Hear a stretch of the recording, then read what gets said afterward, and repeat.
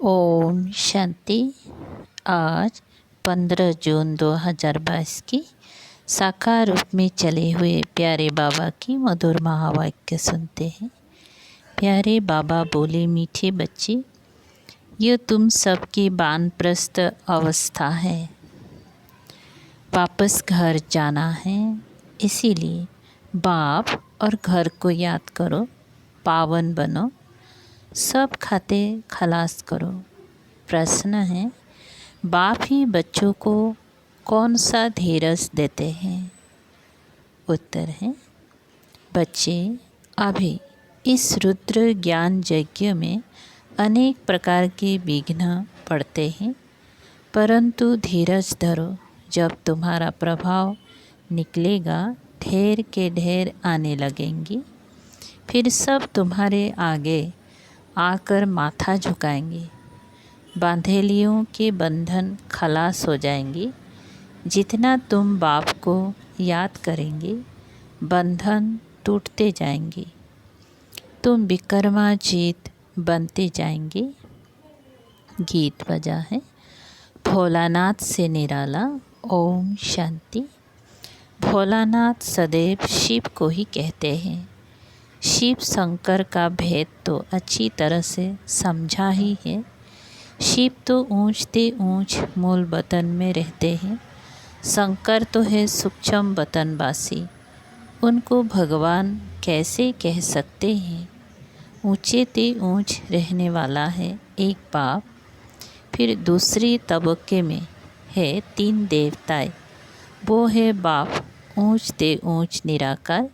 शंकर तो आकारी हैं। शिव है भोलानाथ ज्ञान का सागर। शंकर को ज्ञान का सागर कह नहीं सकते। तुम बच्चे जानते हो, शिव बाबा भोलानाथ आकर हमारी झोली भरते हैं। आदि मध्य अंत का राज बता रहे हैं। रचता और रचना का राज बहुत सिंपल है। बड़े बड़े ऋषि मुनि आदि भी इन सहज बातों को जान नहीं सकते हैं। जब वह रजुगुणी ही नहीं जानते थे, तो तमोगुणी फिर कैसे जानेंगी? तो अभी तुम बच्चे बाप के सन्मुख बैठे हो।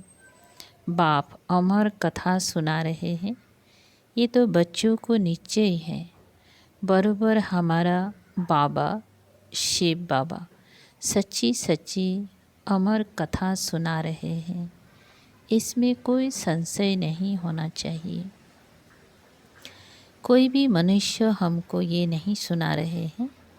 भोलानाथ है शिव बाबा, भोलानाथ है शिव बाबा कहते हैं, मुझे अपना शरीर नहीं है, मैं हूँ निराकार। पूजा भी मुझ निराकार की ही करते हैं। शिव जयंती भी मनाते हैं। अब बाप तो जन्म मरण रहित है। वो है भोलानाथ, ज़रूर आकर सभी की झोली भरेगा। कैसे भरेगा, ये तुम बच्चे ही समझते हो। अविनाशी ज्ञान रत्नों की झोली भरते हैं। यही नॉलेज है। ज्ञान सागर आकर ज्ञान देते हैं। गीता तो वही एक ही है, परंतु संस्कृत श्लोक तो है नहीं। भोली माताएं संस्कृत आदि से क्या जाने, उन्हों के लिए ही भोलानाथ बाबा आते हैं। ये माताएं तो बेचारी घर के काम में ही रहती हैं। ये तो अभी फैशन पड़ा है, जो नौकरी करती हैं। तो बाबा अब बच्चों को ऊंच ते ऊंच पढ़ाई पढ़ा रहे हैं। जो बिल्कुल कुछ भी नहीं पढ़े थे, उन्हों पर पहले पहले कलश रखते हैं पढ़ाई का। यूँ तो भक्तियाँ सीताएँ सब हैं।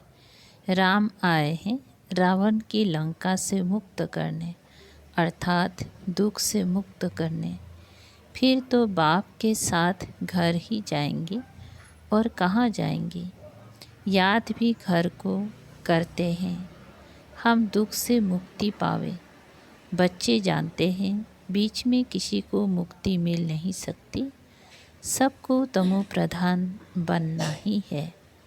मुख्य जो फाउंडेशन है वो जल जाता है, वो धर्म ही प्रायलुप हो जाता है। बाकी कुछ प्राय चित्र आदि जाकर रहते हैं। लक्ष्मी नारायण का चित्र भी गुम हो जाए तो यादगार कैसे मिलेगा। बरोबर जानते हैं देवी देवताएं राज्य करते थे, उन्हों के चित्र भी अभी तक है। बच्चों को इस पर समझाना है। तुम जानते हो लक्ष्मी नारायण बचपन में प्रिंस प्रिंसेस राधे कृष्ण थे, फिर महाराजा महारानी बने हैं। वो है ही सतयुग के मालिक। देवताएं कभी पतित दुनिया में पैर नहीं धर सकते। श्री कृष्ण तो है ही वैकुंठ का प्रिंस, वो तो गीता सुना ना सके।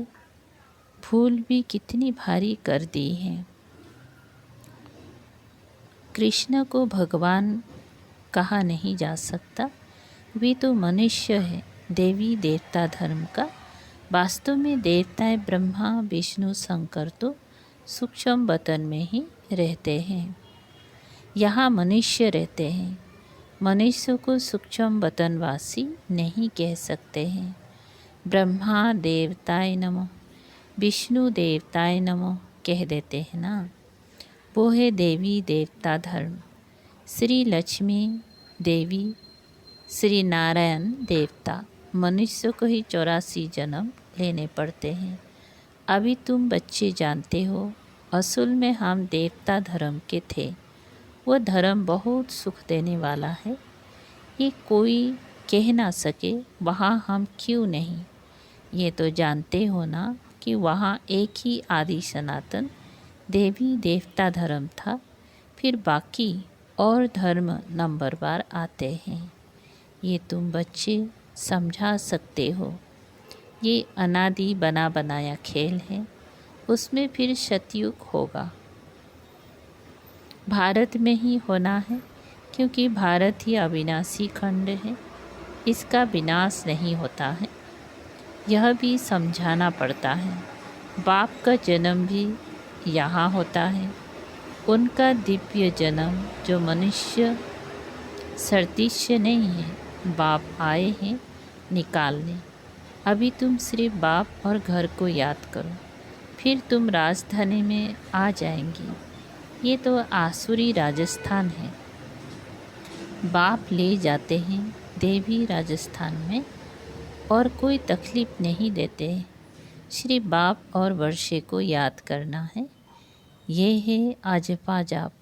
मुख से कुछ भी कहना नहीं है, सूक्ष्म में भी कुछ कहना नहीं है।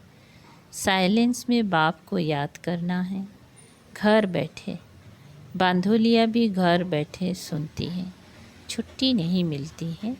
हाँ, घर बैठे सिर्फ पवित्र रहने की कोशिश करो।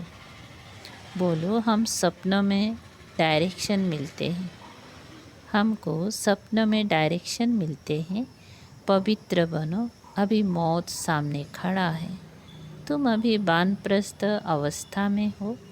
वानप्रस्थ में कभी विकार का ख्याल थोड़े ही होता है। अभी बाप सारी दुनिया के लिए कहते हैं, सभी की वानप्रस्थ अवस्था है, सभी को वापस घर जाना है। तो घर को याद करना है, फिर आना भी भारत में है। मुख तो घर की तरफ ही होगा ना। बच्चों को और कोई तकलीफ़ नहीं दी जाती है, बड़ा सहज है।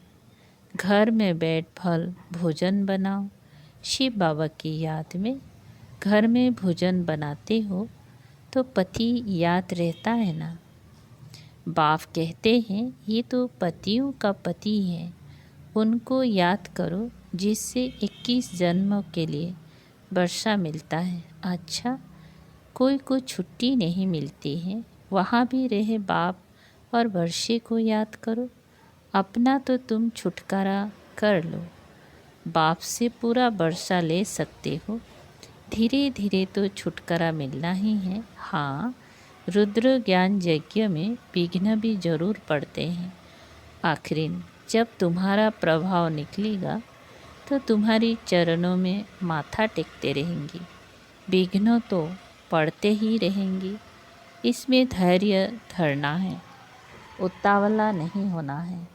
घर बैठे पति आदि मित्र संबंधियों को एक ही बात समझाओ कि बाप का फरमान है, मुझे याद करो, वर्षा लो। कृष्ण तो हो नहीं सकता, बाप को ही याद करना है, बाप का ही परिचय देना है। जो सब जान जाए कि हमारा बाबा शिव बाबा है, वह भी अभी याद अच्छी रह सकती है। थोड़े समय के लिए ये बंधन मारपीट आदि है, आगे चल ये सब बंद हो जाएंगी। कोई कोई बीमारी होती है तो झट छूट जाती है, कोई वर्ष 2 तक भी चलती हैं। इसमें भी उपाय यही है, बाबा को याद करते करते बंधन छूट जाएंगे। इसलिए हर बात में धीरज चाहिए। बाप कहते हैं, जितना तुम याद करेंगी उतना विकर्म विनाश होंगे, बुद्धि टूटती जाएगी। यह विकर्मों के भी बंधन है। विकार को ही नंबर 1 विकर्म कहा जाता है। अभी तुम विकर्माजीत बनते हो। विकर्माजीत याद से ही बना जाता है। सभी खाते खलास हो जाएंगे, फिर सुख का खाता शुरू होगा। व्यापारियों के लिए तो बहुत सहज है, समझते हैं कि पुराना खाता खलास कर फिर नया शुरू करना है। याद करते रहेंगी तो जमा होता जाएगा, याद नहीं करेंगी तो जमा कैसे होगा। यह भी व्यापार है ना। बाप तो कोई तकलीफ़ नहीं देते हैं, धक्का आदि कुछ भी खाने का नहीं है। वो तो जन्म जन्मांतर खाते ही आए हैं। अभी सत्य बाप कितना अच्छी रीति समझाते हैं, गॉड ही सत्य बतलाते हैं, बाकी तो सब है झूठ। कंट्रास्ट देखो, बाबा क्या समझाते हैं और मनुष्य क्या समझाते हैं। ये है ड्रामा, फिर भी ऐसे ही होगा। अभी तुम जानते हो हम सद्गति को पाते हैं श्रीमत पर चलने से, नहीं तो इतना ऊंच पद नहीं मिलेगा। तुम निमित्त बनते हो स्वर्ग में जाने, वहाँ कोई विकर्म होता नहीं। यहाँ विकर्म होता है तो सज़ा भी भोगनी पड़ती है। जो श्रीमत पर नहीं चलते हैं उनको भी क्या कहा जाए, नास्तिक। फल जानते हैं बाबा आस्तिक बनाते हैं, परंतु फिर भी अगर उनकी मत पर ना चले तो नास्तिक ठहरे ना। जानते भी हैं शिव बाबा की श्रीमत पर ही चलना है, परंतु जानते हुए भी ना चले तो उनको क्या कहेंगे। श्रीमत है श्रेष्ठ बनने की, सबसे ऊंचते ऊंच वह सतयुग है। बाप बैठ बच्चों को सम्मुख समझाते हैं। कल्प कल्प समझाया था, बाकी शास्त्र तो सब भक्ति मार्ग के हैं। अनेक ढेर के ढेर शास्त्र हैं, शास्त्र की भी बहुत इज्जत रखते हैं। जैसे शास्त्र को परिक्रमा देते हैं, वैसे चित्र को भी परिक्रमा दिलाते हैं। अब बाबा कहते इन सभी को भूल जाओ, एकदम बिंदु ने जीरो बन जाओ। बिंदी लगा दो और कोई बातें सुनो नहीं। Hear no evil, see no evil, talk no evil. एक बाप के सिवाय दूसरे कोई की बात मत सुनो और शरीरी बन जाओ और सब कुछ भूल जाओ। तुम आत्माएं शरीर साथ सुनती हो। बाप आकर ब्रह्मा द्वारा समझाते हैं, बच्चों को सद्गति का मार्ग बतलाते हैं। फल आप पहले भी कितनी यत्न किए, परंतु मुक्ति जीवन मुक्ति कोई पा नहीं सके। कल्प की आयु ही लंबी कर दी है। जिनकी तकदीर में होगा तो सुनेगा, तकदीर में नहीं है तो आ ना सके। यहाँ भी तकदीर की बात है। बाप समझाते हैं कितना सहज है। कोई कहते हैं हमारा मुख नहीं खुलता है। अरे इतनी सहज बात है। बाप और वर्षे को याद करो। उनको ही संस्कृत में कहते हैं मन मना भव। शिव बाबा है सभी आत्माओं का बाप। कृष्ण को बाप नहीं कह सकते। ब्रह्मा भी बाप है सारी प्रजा का। आत्माओं का बाप बड़ा या प्रजा का बाप बड़ा? बड़े बाबा को याद करने से पारलब्ध स्वर्ग का वर्षा मिलेगा। आगे तुम्हारे पास बहुत आएंगी। जाएंगी कहाँ? आते रहेंगी। जहाँ बहुत लोग जाते हैं तो एक दो को देख बहुत घुस पड़ते हैं। तुम्हारे में भी वृद्धि को पाते रहेंगी। विघ्न कितने भी आए उन खिटपिट से पास होकर अपनी राजधानी तो स्थापन करनी ही है। राम राज्य स्थापन कर रहे हैं। राम राज्य है नई दुनिया। तुम जानते हो हम अपने ही तन मन धन से भारत को स्वर्ग बना रहे हैं श्रीमत पर। कोई से पहले तुम यह पूछो परम पिता परमात्मा से तुम्हारा क्या संबंध है? प्रजापिता ब्रह्मा से क्या संबंध है? ये है बेहद का बाप। फिर है बिरादरियाँ एक से ही निकली हुई है ना। परम पिता परमात्मा ने प्रजापिता ब्रह्मा द्वारा सृष्टि रची है, अर्थात पतित से पावन बनाया है। दुनिया कुछ भी नहीं जानती। हम सो पूज्य हम सो पुजारी गाते हैं, परंतु वो फिर भगवान के लिए कह देते हैं। अगर भगवान ही पुजारी बने तो फिर कौन पूज्य बनावे, ये पूछना चाहिए। बच्चों को हम सो का अर्थ समझाया है। हम सो शूद्र थे, अब हम सो देवता बन रहे हैं। चक्र को तो याद कर सकते हो ना, गाया भी जाता है। फादर सोच सन, फिर सन सोच फादर। अच्छा, मीठे मीठे शिकल दे बच्चों प्रति माता पिता बाप दादा का याद प्यार और गुड मॉर्निंग। रूहानी बाप की रूहानी बच्चों को नमस्ते। हम रूहानी बच्चों की रूहानी बाप दादा को याद प्यार गुड मॉर्निंग और नमस्ते नमस्ते। शुक्रिया बाबा। सार है 1 नंबर, होशियार व्यापारी बन। पुराने सब खाते खलास कर सुख का खाता शुरू करना है। याद में रहे विकर्मों के बंधन काटने हैं। धीरज धरना है, उतावला नहीं होना है। 2, घर में बैठ भोजन बनाते हर कर्म करते बाप की याद में रहना है। बाप जो अविनाशी ज्ञान रतन देते हैं उनसे अपनी झोली भर दूसरों को दान करना है। वरदान, साक्षी बन। माया के खेल को मनोरंजन समझकर देखने वाले मास्टर रचयिता भव। विस्तार है, माया कितने भी रंग दिखावे, मैं मायापति हूँ। माया रचना है, मैं मास्टर रचयिता हूँ। इस स्मृति से माया का खेल देखो, खेल में हार नहीं खाओ। साक्षी बनकर मनोरंजन समझकर देखते चलो तो फर्स्ट नंबर में आ जाएंगे।